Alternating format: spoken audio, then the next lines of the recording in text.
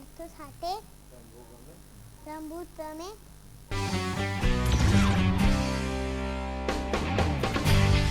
આમ તો મને બાળકો પ્રિય છે.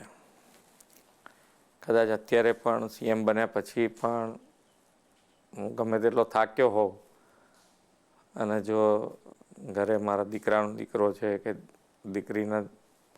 દીકરી હોય કે કોઈ પણ હોય છોકરા, એ છોકરા જોડે થોડી વાર આનંદ લઈ લઉં એટલે મને છોકરાઓની સાથે ખૂબ આનંદ આવે.